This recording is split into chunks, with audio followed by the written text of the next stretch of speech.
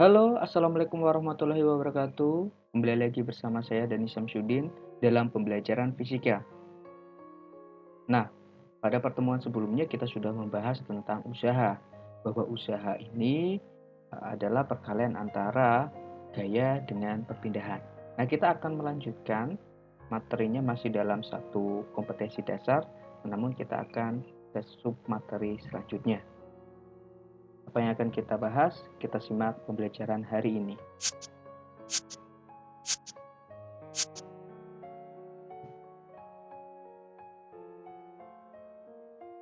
Nah, sebelum pembelajaran, saya ingatkan lagi, jangan lupa untuk 5M. Mencuci tangan dengan sabun, memakai masker, menjaga jarak, menjauhi kerumunan, serta mengurangi mobilitas dan interaksi sosial. Oke, kita simak saja untuk pembelajaran kali ini. Dalam pembelajaran ini, tujuannya adalah setelah kalian mengikuti pembelajaran ini, harapannya satu, kalian dapat memahami pengertian energi, memahami jenis-jenis energi, memahami hukum kekekalan energi mekanik, dan menerapkan hukum kekekalan energi mekanik dalam menganalisis kejadian gerak. Kita langsung saja untuk materi yang akan kita bahas, yaitu adalah energi. Energi adalah sesuatu hal, besaran fisika yang dapat menyebabkan benda melakukan usaha. Contoh energi adalah energi panas, energi listrik, energi kimiawi, energi cahaya, energi bunyi, energi potensial, energi kinetik, energi mekanik, dan lain-lain. Nah, dalam pokok bahasan kali ini kita akan sering membahas tentang energi potensial, energi kinetik, dan energi mekanik. Satuan SI dari energi adalah Joule atau kita singkat dengan huruf J besar. 1 Joule senilai dengan 1 kg meter persegi per second kuadrat. Selain itu, satuan energi dapat menggunakan satuan kalori atau kal. 1 kalori senilai dengan 4,2 Joule. Kemudian, jenis-jenis energi yang akan kita bahas pertama adalah energi potensial. Energi potensial adalah energi yang tersimpan di dalam benda dikarenakan kedudukannya dan dapat menyebabkan benda tersebut dapat bergerak.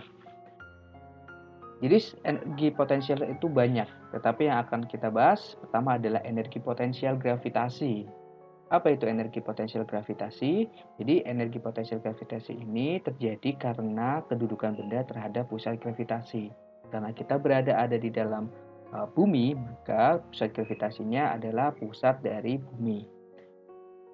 Nah, contoh di sini ketika saya memiliki dua benda bermassa lebih besar untuk benda A dan benda B untuk lebih kecil dibandingkan benda A. Dijatuhkan pada ketinggian yang sama. Nah, ketika si benda sampai ke tanah, ternyata si benda A ini cenderung lebih dalam masuk ke dalam tanah. Nah, hal ini bisa kita simpulkan bahwa ternyata energi potensial ini sebanding dengan masanya. Ya, selanjutnya, ketika saya memiliki dua benda yang masanya sama yaitu benda A dan B dijatuhkan pada ketinggian yang berbeda.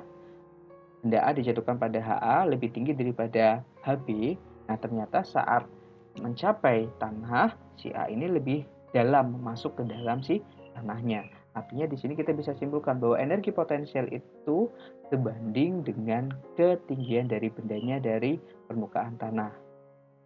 Nah, maka kita bisa simpulkan bahwa ternyata energi potensial itu dapat dirumuskan dengan persamaan M kali G kali H, dengan EP adalah energi potensial benda, M-nya adalah massa benda, G-nya adalah percepatan benda, percepatan gravitasi, dan H adalah ketinggian benda diukur dari permukaan tanah. Nah, energi potensial kedua adalah energi potensial pegas. Nah, energi potensial pegas terjadi saat kita menarik pegas sejauh delta L. Nah, contoh kalau kita punya pegas yang panjangnya mula-mula L, kemudian kita tarik sehingga dia bertambah panjang delta L, maka besar energi potensial pegasnya dapat dirumuskan dengan setengah K delta L kuadrat. Dengan K adalah konstanta pegasnya dan delta L adalah pertambahan panjang pegasnya. Nah, jenis energi yang kedua adalah energi kinetik. Nah, energi kinetik adalah energi yang dimiliki oleh benda yang bergerak. Nah, jadi contoh kalau kita punya benda yang sedang bergerak, maka di dalam si bendanya ini memiliki energi kinetik. Nah, ternyata energi kinetik ini sebanding dengan massa bendanya. Kemudian energi kinetik juga sebanding dengan kecepatan kuadratnya. Nah, jika dirumuskan bahwa energi kinetik itu adalah setengah mv kuadrat. Nah, jenis energi yang ketiga adalah energi mekanik. Apa itu energi mekanik? Jadi, energi mekanik ini adalah jumlah energi potensial dan energi kinetik pada suatu benda. Jadi, penggabungan antara energi potensial dan energi kinetik suatu benda. Nah, atau dirumuskan EM sama dengan EP ditambah EK. Ketika kita jabarkan, maka energi mekanik bisa dituliskan MGH ditambah setengah MV kuadrat. Nah, yang selanjutnya kita akan bahas tentang hukum kekekalan energi mekanik. Hukum kekekalan energi dulu akan kita bahas. Ya, kalau kita ingat bahwa hukum kekekalan energi berbunyi dalam kerangka yang terisolasi, energi tidak dapat diciptakan maupun dimusnahkan, namun dapat diubah ke dalam bentuk energi lainnya. Gitu ya. Ya, jadi contohnya energi listrik bisa diubah menjadi energi cahaya. Nah, dan lain-lainnya ya. Oke. Nah, kalau kita meninjau hukum kekalahan energi mekanik berbunyi dalam kerangka yang terisolasi, artinya tidak ada gaya eksternal yang bekerja pada benda tersebut, maka jumlah energi potensial dan energi kinetik yang kita sebut dengan energi mekanik pada suatu benda akan tetap. Jadi EM-nya itu konstan. Kalau kita jabarkan maka EP ditambah EK sama dengan konstan. Kalau kita tinjau dua titik A dan B contohnya, maka EPA ditambah EKA sama dengan EPB ditambah EKB. Nah, dalam kasus ini terjadi perubahan energi dari energi potensial menjadi energi kinetik atau sebaliknya. Oke, nah dari hukum kekayaan energi mekanik, maka kita bisa meninjau gerak vertikal. Saat benda melakukan gerak vertikal, ketika naik, maka energi kinetik berkurang, EP-nya bertambah, dan energi mekaniknya tetap. Namun saat turun, energi kinetiknya bertambah, energi potensialnya berkurang, dan energi mekaniknya tetap. Nah, pada titik tertinggi, energi kinetiknya terjadi minimum atau bernilai 0, dan energi potensialnya terjadi maksimum. Sedangkan saat kembali ke posisi semula atau titik terendahnya, energi kinetiknya terjadi maksimum, dan energi potensialnya terjadi minimum.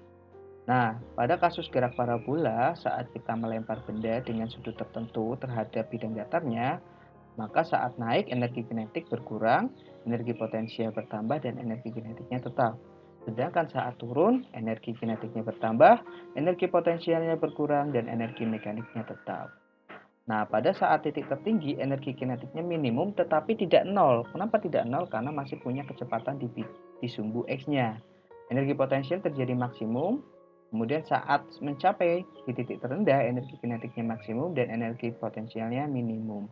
Nah, dari tadi kan saya sudah jelaskan bahwa energi kinetik minimum tapi tidak nol. Nah, maka berlaku bahwa energi kinetik pada titik tertinggi adalah setengah mv0 kuadrat cos kuadrat alfa, dan energi potensialnya adalah setengah mv0 kuadrat sin kuadrat alfa.